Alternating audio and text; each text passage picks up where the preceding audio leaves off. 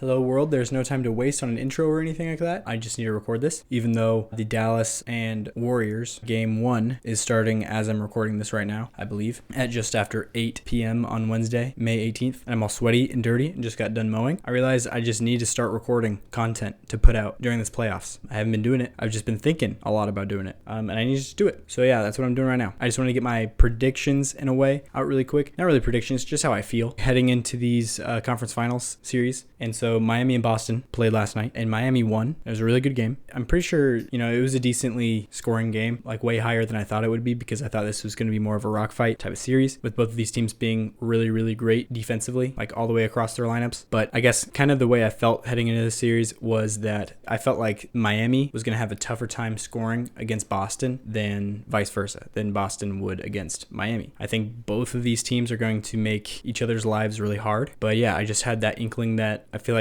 Boston's defense can do a lot more damage to this Miami offense. And it's really going to come down to whether or not Jimmy Butler can really carry their offense and get enough help from those other guys like Bam Adebayo, especially Tyler Hero, and for their perimeter guys to knock down shots. Essentially, I do think this is going to be a close series. And even after Miami had a really impressive win the other night, I still am leaning Boston. That's the team I feel like is going to eke it out. But both these teams, I think, Miami right now, I think is a lot better than people have been giving them credit for in the previous two series. But I have a feeling it's going to be Boston, I guess, is all I wanted to say. And then the other thing was in the West, the Dallas and Golden State series. Like, the other night, Dallas in the Game 7 on Sunday night, absolutely destroyed the Phoenix Suns, the best team of this regular season, which was kind of shocking. I wasn't shocked that Dallas won the series, but yeah, the way they did it in Game 7 was just kind of explosive. I don't know what else to call it. You've probably heard it 1,000 times by now, but Phoenix only scoring 27 points in the first half, and Luka also scoring 27 points in the first half by himself is a pretty good thing that paints a picture, I guess, of what that game ended up being. And yeah, I don't remember what else I was going to say. Oh yeah. And so yeah, Luka is just looking like, on the offensive end, nobody can defend him.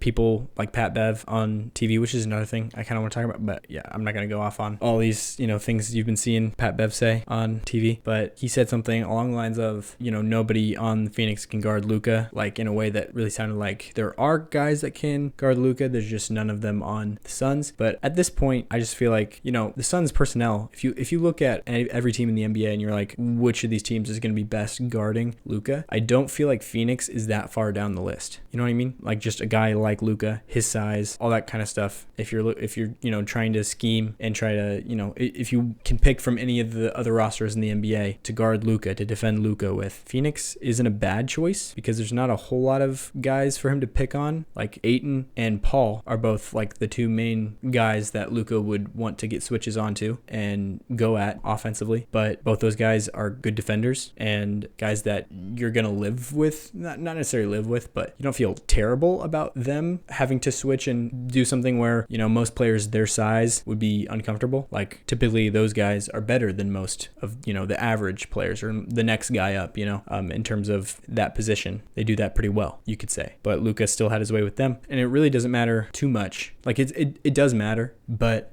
in comparison to like most people in the league, like you can really see like how the skill of the defender affects a lot of players who are, even offensive superstars. If you put, some elite defender against them, then you can see in certain cases them just completely get shut down, essentially, kind of like Tatum did to Durant in this year's playoffs in the first round. But with Luka, we just really haven't seen that happen, even when he's been like injured in his playoff career in the first round last year, I believe. Both those past 2 years, his first 2 years in the playoffs, he faced the Clippers first round both those years, who are literally like what I was saying earlier about picking a roster to defend Luka with. Like by and large, I don't think there is another team that you would pick over them. I would say maybe Raptors second, if I'm trying to think about it. Celtics would be another one. Yeah, not really Miami though. But yeah, like teams with guys to guard Luka, that 6'8" versatile wing, which Clippers have like 6 of those, same with the Raptors. So that's why I brought those guys up. Luka going against the Clippers Clippers, I thought before, especially the first season, going into that series, I was like, this is just a death sentence for Luka and the Mavs, because like Luka, he's the faucet of their offense, and the Clippers have like guys to mirror him on the defensive end, like on every position on the floor, basically, other than, Patrick Beverley who was there a few years ago, and then Ivica Zubats, some of those guys, like the big centers and small guards, but they can roll out lineups of all wings, and they do that a lot in the playoffs. And that's ultimately what they had to do to beat Luka. But the thing is, like, even though they did do that, Luka was still incredible. He put up huge numbers and he still seemed completely unstoppable, and forced both those series to go really far. Like at least 6 in both of those series is how far they went, 6 games. I have a feeling one of them was 7. I think last year was 7. Don't quote me on that. But both those series were very hard fought. And so then this year, he goes up against Utah, who doesn't have anybody to defend him. He missed the first 3 games of that series with an injury, and, came back and was, I don't feel like we should look at that as like real Luka quite yet, but he was still, amazing at the end of that series, closing it out. And then here in the second round, facing Phoenix, just picked them apart, and all those guys that he was throwing it out to, because they would double on Luka a lot,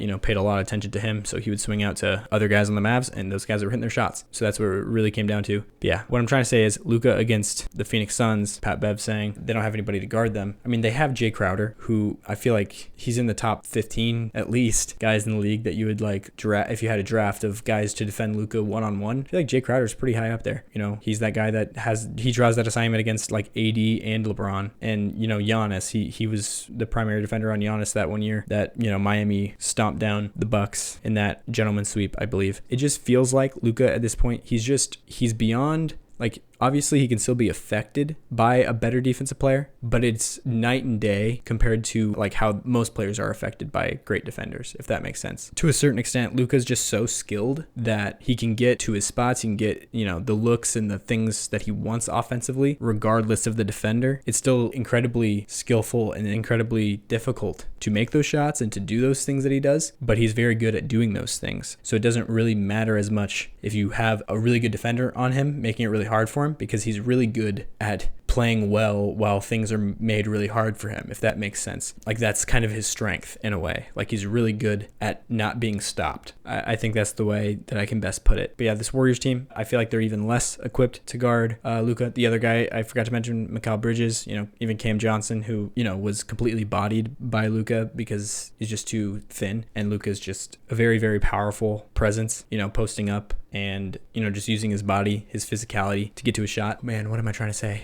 The Warriors are good, but not that good. As a Nuggets fan, sad to admit. But, they did go completely nuts against the Nuggets from 3. And I also thought that was a very terrible matchup in terms of personnel on the whole roster for the Nuggets. It wasn't a team built to defend that Warriors team at all. This Mavs team is, because under Jason Kidd, they are just so much better defensively. To a point, it doesn't even really make sense. I mean, they do have some different personnel out there. Like, Kleber has always been amazing. I'm not going to say always, but ever since last year playoff, or 2 years ago, in the past couple of years in the playoffs against the Clippers, Maxi Kleber has been the guy defending like Kawhi Leonard. He's been one of their main perimeter defenders as well as interior defenders. He's been really versatile, something that I didn't know Maxi Kleber had in his arsenal, I guess, or in his toolbox until I saw the Mavericks in the playoffs. But he has that. Dorian Finney-Smith, great wing defender. Reggie Bullock has been really, really good defending on the perimeter for them in these playoffs. Spencer Dinwiddie's always had good size to do that.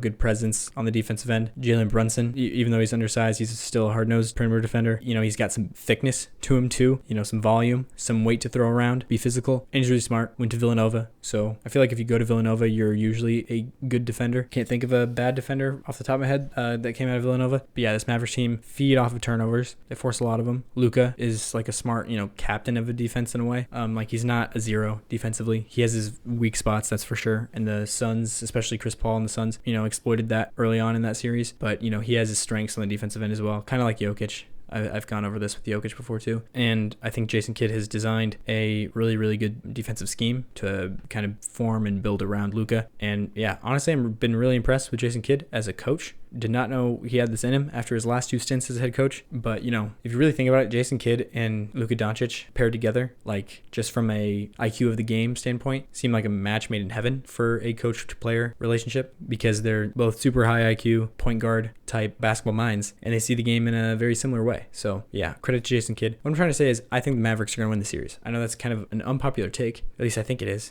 compared to what I have seen from ESPN at least and stuff like that. A lot of people saying that the Mavs don't even have a chance to win the series. I don't know if there's a lot of people saying that, but there's a decent amount. But I definitely would say most people are picking the Warriors in this series. But I don't know. I just have a feeling it's the Mavericks. I know I said not that long ago I was taking Warriors as my pick to win it all. That was after, or maybe late in the Nuggets series, but they really fooled me. I did have my reservations about that pick at the time too, because I was like, what if it's just hot shooting? You know, also what if it's just the fact that they're going up against the Nuggets, which really can't defend this at all. And I think those two things were bigger variables than I had accounted for, or than I had let them be. I don't know what I'm trying to say. Anyways, it's almost 8:30 now. I want to watch this game. I need a shower really quick though. I might start it over from the beginning. Yeah, I don't know when I'm going to put this out, but I will at some point probably. You know, who cares if it's going to be a little retroactive or not super relevant, because this is before the game happened. But regardless, I'm picking the Celtics. That's just kind of what I feel, kind of where my heart is going. So that would mean I'm predicting a Mavericks and Celtics finals, which at the beginning of this season, if you would have told me that that was what was going to happen, especially like 10 days or 10 games into the season, if you would have told me that's what our finals matchup was going to be, like, that's just wild.